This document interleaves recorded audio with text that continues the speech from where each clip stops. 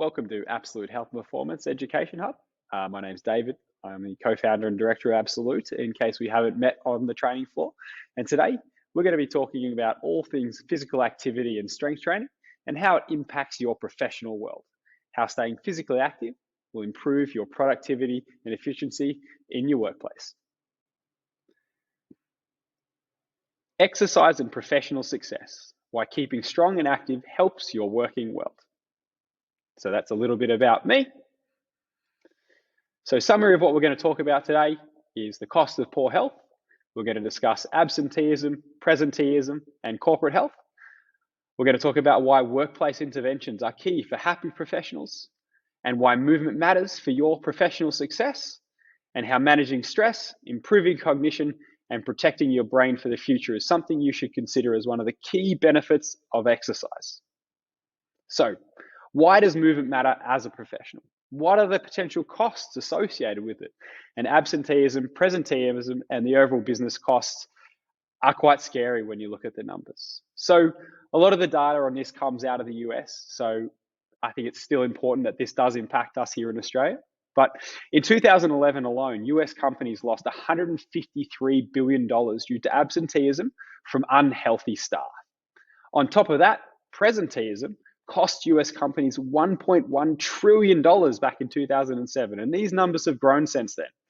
So essentially, presenteeism is when the staff show up, but you're not energetic or you're not 100% healthy, and so you essentially underperform. Workplaces, of course, it's a big part of every workplace nowadays, is that we try to invest in our staff.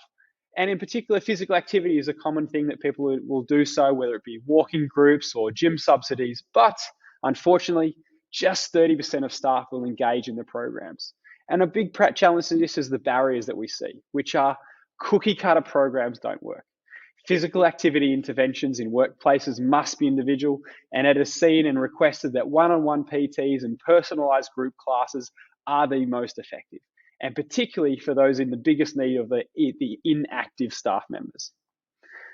And one of the large barriers that is seen is that senior facilitators or management do not participate in the physical activity programs itself. So then the staff feel like they can't participate, and it's a perception, of course. Now, the challenge is one of the major barriers we all face with keeping physically active in a busy professional world is often time. And this I refer to as the time perception.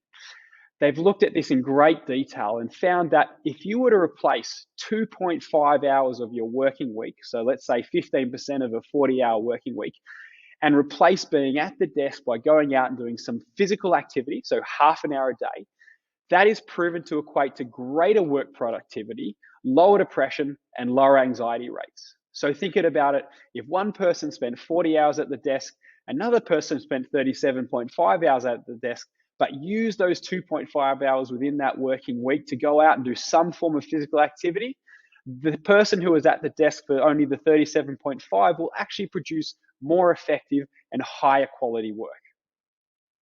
So 2.5 hours is your weekly health investment for you and your staff to be better off physically, mentally, and professionally.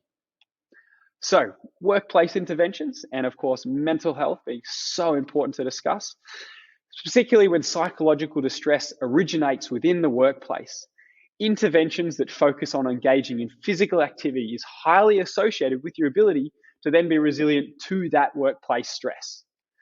So in 2016, Joyce et al. Did a huge meta-analysis on 20 high-quality reviews on all different types of workplace interventions. And they found that there are only 2 primary interventions that improve mental health within the workplace. And number 1 was physical activity programs. Number 2 was enhancing autonomy, which of course exercise is also linked to.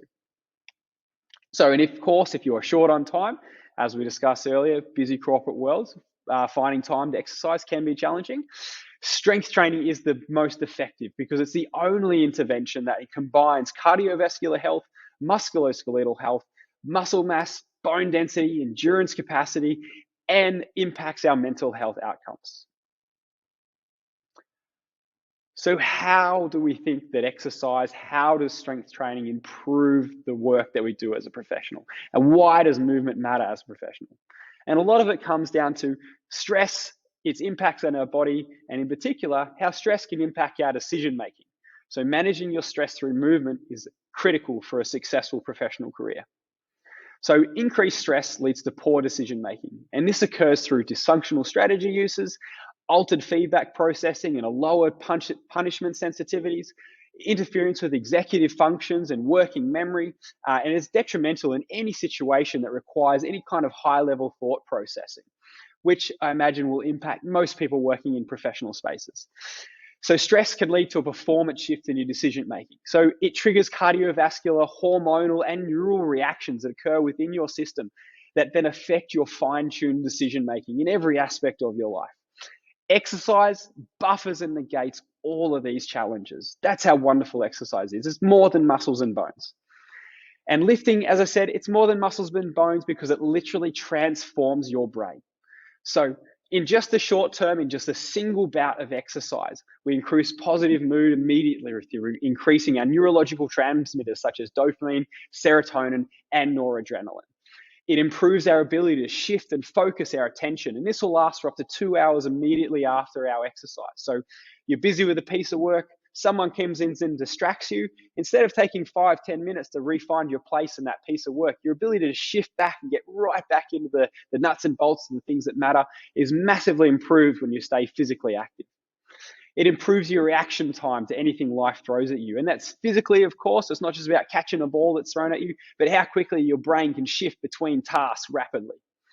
And of course, those effects become long lasting. Exercise literally changes your brain's anatomy, physiology, and function. It increases our hippocampus brain cell volume, which increases our ability to form and retain long-term memories. It increases our frontal lobe brain cell volume. So it literally changes the amount of gray matter we have, and this improves your focus and attention over the long term. The mood effects that we discussed in the short term become long lasting because of these neurotransmitter increases. Probably the most important thing is that exercise protects our brain. So just like our muscles, our brain gets bigger and stronger with physical activity. And most important areas that it impacts are the hippocampus and the frontal lobe areas of the brain. And these particular parts of the brain are the ones that are most susceptible to neurodegenerative diseases and cognitive decline as we age. So just wrapping it all up, a quick summary of everything we've discussed today. Regular exercise is critical for your physical, mental, and professional health. Keeping fit and strong reduces the risks of absenteeism and presenteeism through poor health, thus improving the productivity and the bottom line of a company. It reduces days off and it reduces days of reduced professional performance. By keeping active, it's your number one mechanism to manage workplace stresses and improve mental health around the workplace. And managing stress through movement improves our decision-making and critical thinking. Exercise literally transforms your brain for the good, both acutely and chronically, both immediate term and over the long term. So remember, keeping strong and fit is more than just for muscles and bones. Do it for your brain health, do it for your professional health, do it for your mental health.